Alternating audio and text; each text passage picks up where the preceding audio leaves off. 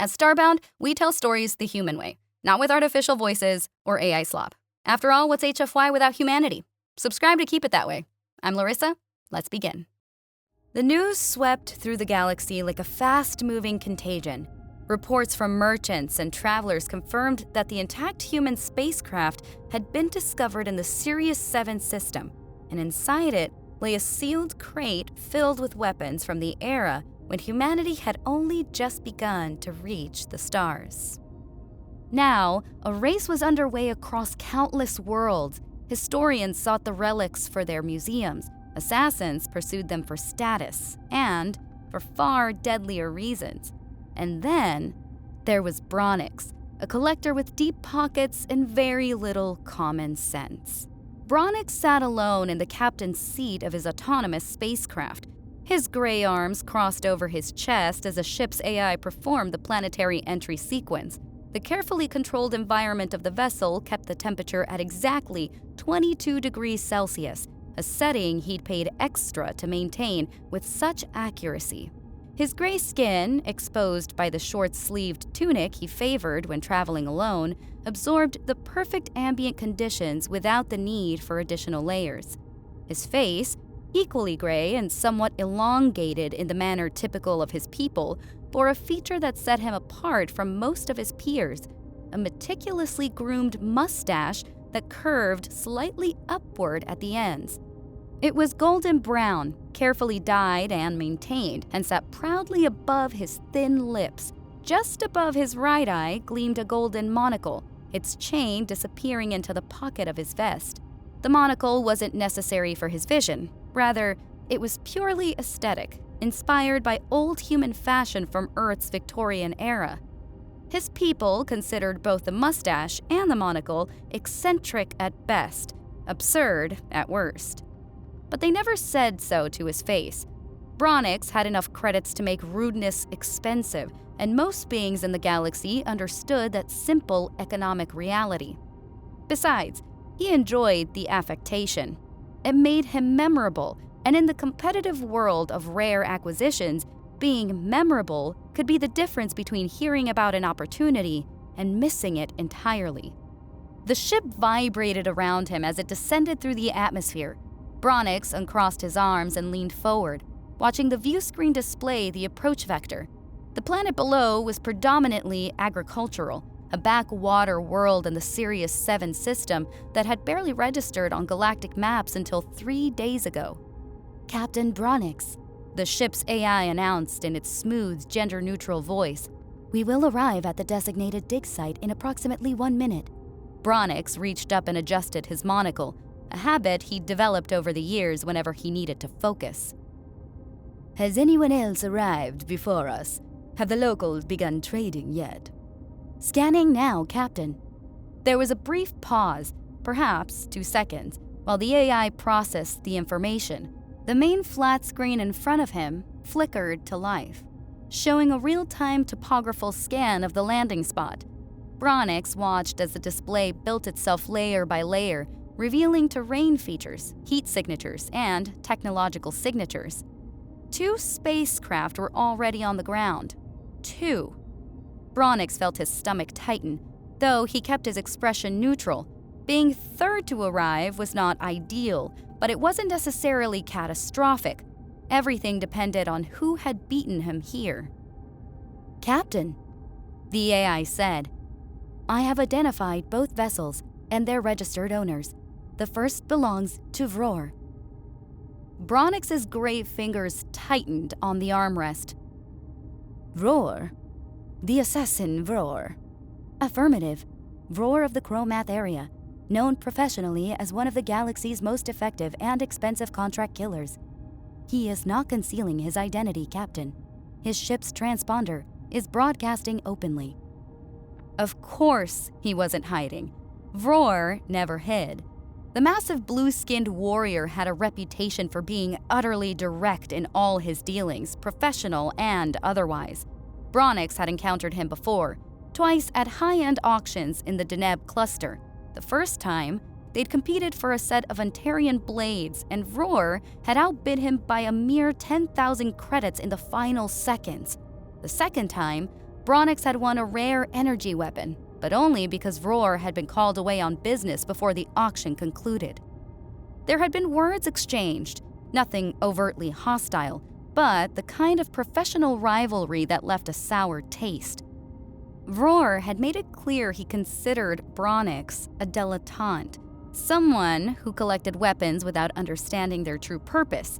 Bronix had responded by suggesting that Vroor collected bodies without understanding the true value of life. Neither had been amused. Bronix was still processing this information, calculating how much he'd need to offer to outbid an assassin who genuinely wanted antique human weapons, when the AI spoke again. "Captain, I should also inform you that Professor Hizet of the Galactic Academy is present as well. His vessel is the second ship on site." "Damn it," Bronix muttered, letting the profanity slip. He rarely cursed aloud, but Hizet's presence changed everything. Professor Hizet was a being of conviction, the worst kind of idealist who genuinely believed that historical artifacts belong in museums rather than private collections. He was a large reptilian with red scales and yellow head tentacles that writhed expressively when he became agitated, which was often when Bronix was nearby.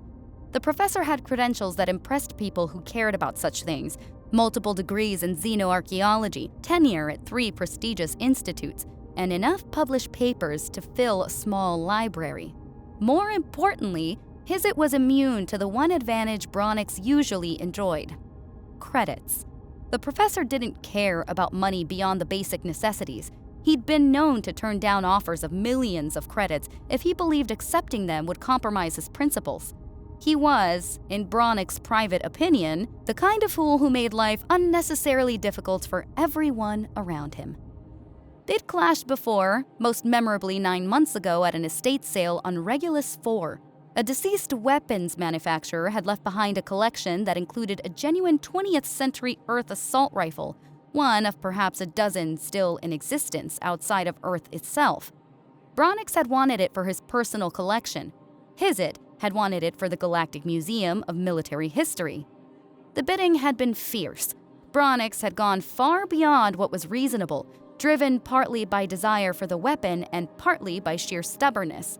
When he'd finally won with a bid of 8 million credits, Hizet had lost his composure entirely. The professor had stood up in the auction house, his yellow tentacles lashing the air, and delivered a 5-minute tirade about greed, selfishness, and the moral bankruptcy of those who hoarded history for personal gratification.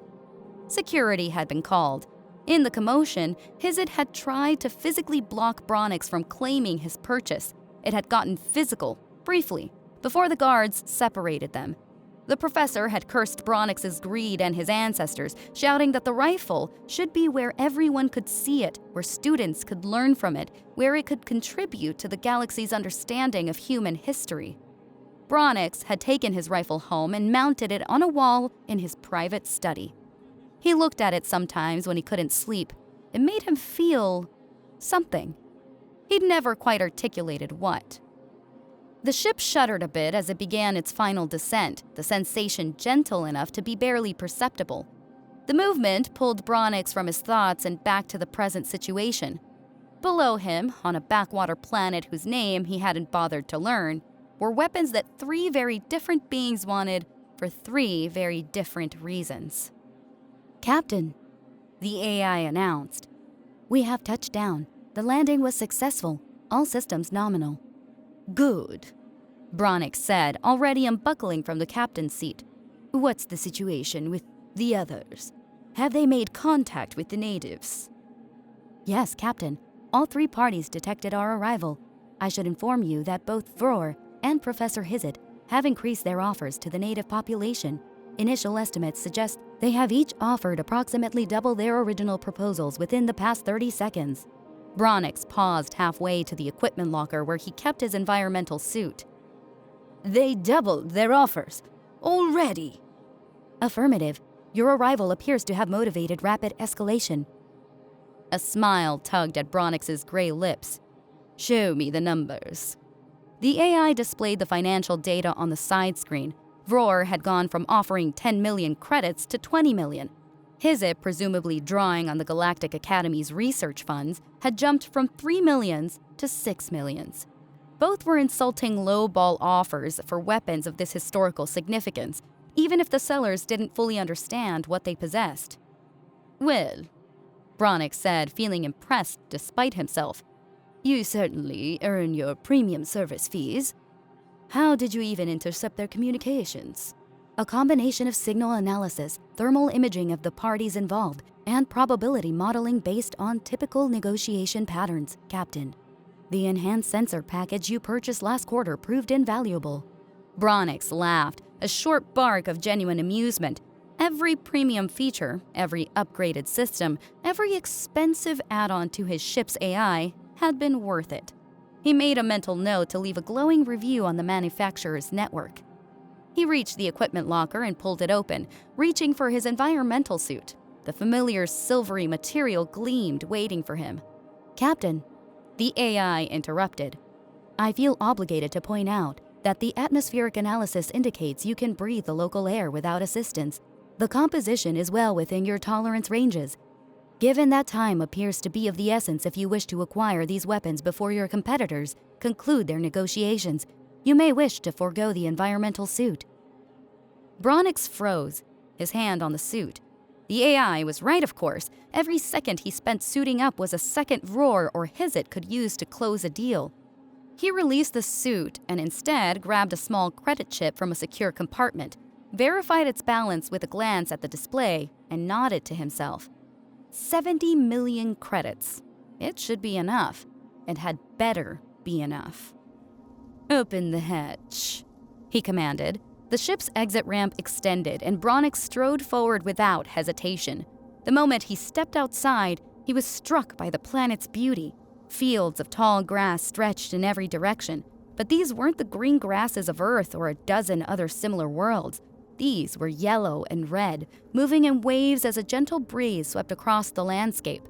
The colors shifted and blended like a sunset rendered in vegetation, creating patterns that were almost hypnotic. Above, the sky was a pale purple, cloudless and vast. Two small suns hung low on the horizon, one slightly larger than the other, casting long shadows across the alien landscape. For a moment, just a moment, Bronick allowed himself to appreciate it. Then he remembered why he was here, and the scenery became irrelevant background noise. A small overlay appeared in his right eye, projected directly to his retina by the implant he'd had installed years ago. The AI was feeding him navigation data, showing him exactly where he needed to go. A glowing path extended across his vision, leading through the fields to a clearing approximately 400 meters to the northeast. Bronick started walking, then quickened his pace to something between a brisk walk and a jog. His gray legs pumped steadily as he pushed through the tall grass, the red and yellow stalks parting before him and closing behind him. His breathing came faster, but the air was good, just as the AI had promised. His monocle stayed firmly in place, held by the precision fit he'd paid a jeweler on Arcturus station to achieve. The grass rustled around him as he moved, creating a sound like whispered conversations. His feet found purchase on soil that was surprisingly firm despite the lush plant growth. He could see two other ships now, their metallic hulls incongruous against the natural beauty of the landscape. As he crested a small rise, the clearing came into view. It was roughly circular, perhaps 50 meters across, where something, a natural phenomenon, had prevented the tall grass from growing. Two spacecraft sat at opposite ends. Roar's vessel, a sleek black ship designed for speed and stealth, and Hizit's, more utilitarian transport, painted in the academic white and gold of the Galactic Academy. In the center of the clearing stood a group of natives, and Bronick felt his steps slow slightly as he took them in. They were magnificent beings, easily 2.5 meters tall, with flowing manes of hair that matched the planet's vegetation, brilliant yellows and deep reds that cascaded down their backs and shoulders. Their skin was a burnished bronze, and they moved quickly. Several of them held weapons, modern plasma rifles and energy pistols that looked absurdly mundane in their hands. Next to the natives sat a crate, old and battered, with faded markings that Bronix recognized even from a distance. Human script. Human manufacturing codes. This was it. Vroor stood to the left, his massive 3-meter frame making even the tall natives look small by comparison. His skin was a deep blue, almost navy, and muscles rippled beneath it with every slight movement. He was speaking to one of the natives, his voice a low rumble that Bronix couldn't quite hear yet. Professor Hizit was on the right, his red scales gleaming in the light of the twin suns. His yellow head tentacles were moving in agitated patterns, a sure sign he was in the middle of an impassioned speech. His scholar's robes, all flowing fabric and decorative trim, seemed impractical for fieldwork. But then Hizit had never been practical about anything. Every eye in the clearing turned to Bronix as he approached. He kept walking, maintaining his pace even as he felt the weight of their stares. Vroor's gaze was flat and assessing, the look of a predator evaluating whether something was prey or competition. Hizit's tentacles stopped moving for a moment, then resumed with even greater agitation. The natives watched him with expressions he couldn't quite read. Curiosity, perhaps? Wariness? Their large eyes, golden with vertical pupils, tracked his movements across the clearing. Bronix adjusted his monocle. Then he cleared his throat and addressed the group of natives directly, ignoring both Vroor and Hizit. "Greetings," he said, his translator implant converting his words into the local language in real time. "I couldn't help but overhear the negotiations are underway for the contents of that crate. I have no idea what these two individuals have offered you, though I suspect it's less than the items are worth. I'd like to make my own offer." He paused, letting the translator catch up, then smiled. 70 million credits for everything in the crate." The silence that followed was profound. The natives lowered their weapons, exchanging glances with one another. Whispers rippled through their group, too quick and too quiet for Bronix's translator to catch. They seemed to be conferring, their expressions cycling through disbelief, excitement, and suspicion in rapid succession. One of them, possibly a leader based on the deference the other showed, started to speak, but before any sound could emerge, another voice cut through the clearing. "You absolute bastard!" Professor Hizit's voice was nothing but fury. His tentacles whipped through the air as he turned to face Bronix fully, his scholar's robes swirling around him. "You are the worst kind of creature in this galaxy," Hizit continued, his voice rising with each word. "Do you hear me? The worst kind. You're worse than Vroor over here, who at least has the decency to be honest about being a killer. You're worse than these natives who think they can scam the Galactic Council just because that old ship happened to fall on their planet. You, with your ridiculous affectations and your bottomless accounts, you represent everything that's wrong with the modern galaxy." Bronix kept his expression carefully neutral, though privately he was enjoying this. Hizit always was entertaining when he got worked up. "Those weapons," the professor continued, gesturing wildly at the crate, "are invaluable artifacts of human history. They belong in a museum, where scholars can study them, where the public can view them, where they can contribute to our collective understanding of human development during their early space age, and you want to lock them away in some private vault where no one but you and your equally vapid friends can see them." The professor paused for breath, his chest heaving. Bronix took the opportunity to turn slightly toward Vroor, whose expression hadn't changed throughout the tirade. "What's your opinion on this, Vroor?" Bronix asked pleasantly. "Any thoughts on me purchasing these weapons?" The massive assassin was silent for a moment, his dark blue face unreadable. Then he shrugged, a gesture that made his considerable shoulder muscles roll like ocean waves. "I have no opinion," Vroor said in his deep, gravelly voice. "As long as I get to keep a Glock with a suppressor and one of the rifles. That was my original objective. The rest is irrelevant to me." Bronix smiled, a genuine expression of satisfaction. "Done. Consider it part of the deal. Take whichever ones you want within reason." It was a cheap concession, really. A few weapons to keep a notoriously deadly assassin from interfering with the acquisition.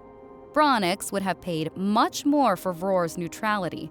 The fact that the assassin was willing to settle for a few specific items suggested he'd been hired to obtain them rather than purchasing them for himself. Either way, removing him from the competition was worth 2 or even 3 weapons from the collection. Vroor nodded once, then simply turned and walked away. He moved with surprising grace for someone his size, crossing the clearing to a large boulder at the edge where he sat down with his massive arms crossed over his chest. He looked like a blue mountain wearing clothes, utterly relaxed and completely unthreatening, yet somehow more dangerous for that very casualness. Bronix expected Hizit to be pleased with this development. Fewer competitors should have made the professor happy. Instead, it seemed to infuriate him even more. Of course, Hizit shouted, his tentacles practically vibrating with rage.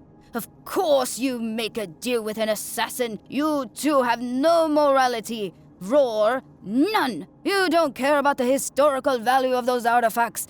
You don't care about future generations who won't get to see them because some rich gray bastard with a fake mustache promised to give you the specific weapons you wanted. The words hung in the air. Fake mustache.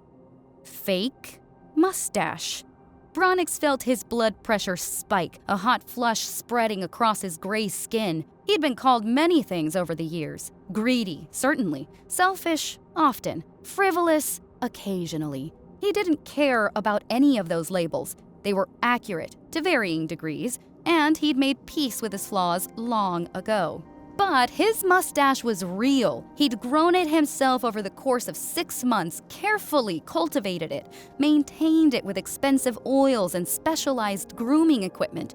He'd studied human historical records to get the style exactly right. It was perhaps the thing he was most proud of, a symbol of his appreciation for human culture and aesthetics. His mouth moved faster than his brain could stop it. That's real, he snapped, his voice sharp. This mustache is absolutely real, and I challenge you to a fight right here, right now for these weapons. Winner takes all, and there's no security to interfere this time, is it? Just you and me. The clearing went completely silent. One of the natives made a small sound, something between a gasp and a laugh. Vroor, from his position on the boulder, tilted his head, his expression shifting from boredom to interest. Hizit's tentacles stopped moving entirely for one long moment. Then, a slow smile spread across his reptilian face, showing far too many sharp teeth. Finally, the professor said, his voice dropping from a shout to something quieter and far more dangerous. Finally, we settle this properly. He was already pulling up his sleeves, or trying to. The scholar's robes weren't designed for combat, and the fabric bunched awkwardly around his scaled arms. It would have been comical if not for the genuine menace in his yellow eyes. Bronix didn't bother with preparation. He simply stepped forward and threw a punch. His gray fist connected with Hizit's face with a satisfying thud. The professor's head snapped to the side, and for a moment, Bronix thought he might actually go down from that first blow. It would have been a short fight, anticlimactic, but effective. But Hizit recovered quickly, shaking his head like an animal clearing water from its ear. His tentacles whipped forward, and then his tail, which Bronix had frankly forgotten about, swung around in a wide arc. The tail hit Bronix in the ribs with enough force to knock the air from his lungs. He stumbled backward, wheezing, only dimly aware that his monocle was still somehow in place. He should have removed it. That was a mistake. But there was no time for corrections now. Hizit pressed his advantage, moving forward with his arms outstretched, but his scholar's robes betrayed him. The long fabric tangled around his legs, and he tripped, his forward momentum turning into an ungraceful stumble. He caught himself before falling completely, but the moment of vulnerability gave Bronix time to recover his breath. What followed was perhaps the least impressive fight in the history of physical confrontations. Neither Bronix nor Hizit were fighters. Bronix was a collector who spent most of his time in climate-controlled ships and auction houses. Hizit was an academic who spent his days in libraries and lecture halls. Their respective species were capable of combat, certainly, but these two individuals had no training, no technique, and no real idea what they were doing. They circled each other, both breathing hard. Hizit's robes were tangled and askew. Bronix's carefully pressed tunic had come untucked, and somewhere in the scuffle, his monocle had cracked, a thin fracture line running across the lens. Bronix threw another punch, this one wild and poorly aimed. It glanced off Hizit's shoulder, doing no real damage. Hizit responded with a grabbing motion, trying to get a hold of Bronix's arm, but his depth perception was off and he caught only air. The natives watched with expressions that ranged from confusion to amusement. One of them said something in their language, too quiet for the translator to catch, and several others laughed. Roar remained on his boulder, one hand supporting his chin, watching the spectacle with the expression of someone observing a mildly interesting insect. Bronix and Hizit crashed together in something that might generously be called a grapple. They grabbed at each other's clothes, pulling and pushing without coordination or purpose. Hizit's tentacles wrapped around Bronix's arm, not painfully but enough to be annoying. Bronix responded by stepping on the professor's trailing robe, which caused Hizit to lose his balance again. They fell together, rolling in the dirt of the clearing. Dust rose around them, coating their skin and clothes. Bronix ended up on top, and he threw another punch, this one actually connecting solidly with Hizit's jaw. The professor's head bounced off the ground, and his eyes went slightly unfocused. But then, Hizit's tail came up again, wrapping around Bronix's ankle and yanking. Bronix toppled sideways, landing hard on his shoulder. The impact drove more air from his lungs, and for a moment, the world spun. They rolled apart, both of them struggling to stand. Bronix made it to his feet first, swaying slightly. His monocle was hanging from its chain now, the lens completely shattered. His tunic was torn at one shoulder, and he could taste blood in his mouth from where he'd bitten his tongue. Hizit was in worse shape. The professor's robes were filthy and torn in several places. One of his head tentacles was limp, possibly injured. His scales were scratched, and he was breathing in harsh, rapid gasps. But he wasn't done. He charged forward again, his arms windmilling in what might have been an attempt at multiple punches, or might have just been flailing. Bronix met the charge head-on, and they collided once more. This time, their struggle lasted longer. They punched and grabbed and pushed, neither gaining a clear advantage. Bronix discovered that the sweating that had started during his run through the fields was actually helping him. His gray skin, slick with perspiration, made it harder for Hizit to maintain a grip. The moisture evaporated in the planet's atmosphere, cooling him down and keeping his stamina up. Hizit, on the other hand, was suffering. Reptilians didn't sweat, couldn't regulate their body temperature the same way. The exertion of the fight, combined with the heat of the twin suns and his own rising body temperature, was taking its toll. His movements became slower, more sluggish. His breathing turned into desperate pants. Bronix pressed the advantage, such as it was. He threw punch after punch, most of them hitting Hizit's arms or shoulders rather than any vital areas, but each one pushed the professor back. Finally, after what felt like an eternity, Hizit dropped to one knee. His tentacles hung limply around his head, and his yellow eyes were glassy and unfocused. He tried to stand, his legs trembling with effort, but he couldn't manage it. He started, but even speaking seemed to require more energy than he had. I can't. It's too hot. Can't continue. Bronix stood over him, breathing hard but still functional. His clothes were ruined, his monocle was destroyed, and he was fairly certain he'd have bruises in places he didn't know he could bruise. But he was still standing, still conscious, still capable of continuing if needed. He'd won. A wide smile spread across Bronix's gray face, showing all his teeth. He turned away from the defeated professor and addressed the natives, who had watched the entire ridiculous spectacle in silence. So, he said, his voice only slightly breathless. About those 70 million credits, how would you like to receive payment? 4 hours later, Bronix sat at the captain's seat of his ship, feeling every ache and pain in his body. The ship was in orbit now, climbing steadily toward the jump point that would take him back to civilized space. The cargo hold was full. Almost all the human weapons that had been recovered from the ancient spacecraft were now his. He'd kept his word to Vror, allowing the assassin to select a Glock 19 with an internal suppressor and an M4 from the collection. Vror had seemed satisfied with the exchange, nodding once before boarding his own ship and departing without another word. Professor Hizet had left empty-handed, still recovering from heat exhaustion. The last Bronix had seen of him, the professor was being helped into his ship by 2 of the natives, his tentacles hanging limp and defeated. There had been no parting words, no final curse or threat. Hizet had simply left, and somehow the silence was more satisfying than any verbal acknowledgement of defeat would have been. But the weapons themselves, valuable as they were, weren't what made Bronix happiest. What truly satisfied him was the knowledge that he'd beaten Hizet again, and this time in a way the professor couldn't attribute to mere wealth or willingness to outspend everyone else. This time, it had been physical.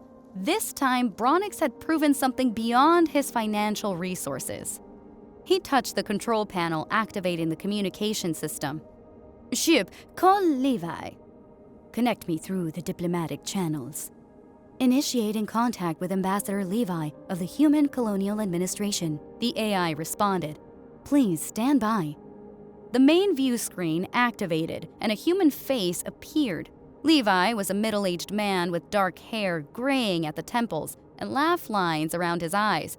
He wore the informal uniform of a diplomat off duty, a simple shirt and jacket that suggested professionalism without demanding it. Bronix. Levi's face split into a genuine smile. Good to see you, my friend. Though you look like you've been through war. What happened to your monocle? Bronix reached up self-consciously, touching the empty space where the golden lens should have been. He removed the shattered remains after boarding his ship, but he'd grown so accustomed to wearing it that its absence felt strange. A minor disagreement with Professor Hizet, Bronix said, unable to keep the satisfaction from his voice.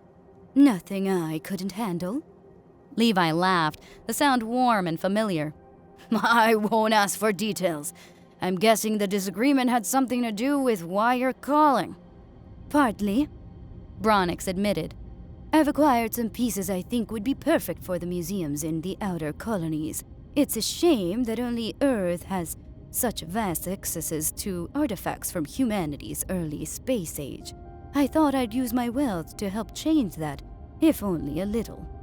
The ambassador's expression shifted to something more serious, more touched. Bronix, that's incredibly generous. What did you manage to find? A collection from an old spacecraft in the Sirius 7 system, Bronix explained. Weapons, mostly. Glocks, an AR-15, a couple of shotguns, some ammunition. All genuine, all from the era when humanity was just beginning to explore beyond Sol system. I was thinking the museum on New Terra could use some of them, and maybe the historical center on Proxima Colony. Levi nodded, his expression thoughtful. They would be thrilled to receive such donations, but Bronix, you should keep some for yourself. Your own collection, you know? A hybrid like yourself should have some legacy to pass on to any offspring you might have someday. It's only fair. The word hung in the air between them. Hybrid. It was the first time in the entire adventure that anyone had acknowledged what Bronix truly was. Not pure anything, as most assumed from his gray skin and general features, but someone partially human. One of the rare few who had genetic heritage from various species. The mustache that Hizet had claimed was fake, that grew naturally because of human genes, the sweating that had helped him win the fight, a human trait foreign to most beings, the endurance that had allowed him to outlast a larger opponent. Thank you, human metabolism. His human grandfather had been a colonial administrator, had fallen in love with a local woman, and had started a family that spanned 2 species. Bronix's own father had been fully gray in appearance but carried those human genes, passing them on to his son in ways both subtle and significant. Bronix didn't advertise his heritage. It wasn't a secret exactly, but he didn't announce it either. But Levi knew. Had known from their first meeting years ago, and Levi, being human himself, understood what it meant to carry that dual legacy. Bronix smiled, a smaller, more genuine expression than his earlier triumph. "I'll keep one," he said. "Just one. A pistol, perhaps. I won these weapons fair and square, after all, and I'd like to remember that. Those human genes of mine gave me just enough extra endurance to outlast a very angry professor in hand-to-hand combat. Seems fitting to commemorate that." Levi laughed again, shaking his head. "You fought, is it? Please tell me someone recorded that." "If they did, I hope it never sees distribution," Bronix replied. "It was not our finest moment, but it was satisfying." "I'm sure it was." The ambassador's smile softened into something more sincere. "Thank you, Bronix, for the donations, for thinking of the human colonies, for keeping our history alive out here. It means more than you know." "It's my history, too," Bronix said quietly. "Part of it, anyway." When the conversation was finished, he leaned back, closing his eyes, feeling the ship's engines vibrating beneath him as it climbed toward the stars. In the cargo hold were artifacts worth millions, pieces of human history that would find new homes in museums across the human colonies. His monocle was destroyed, but he could commission a new one. His clothes were ruined, but he had others. The bruises would fade, and the scratches would heal. And somewhere in the galaxy, Professor Hizit was probably cursing his name and plotting their next encounter, having no idea whatsoever that his greatest rival was partially human. Bronix smiled to himself, already looking forward to it.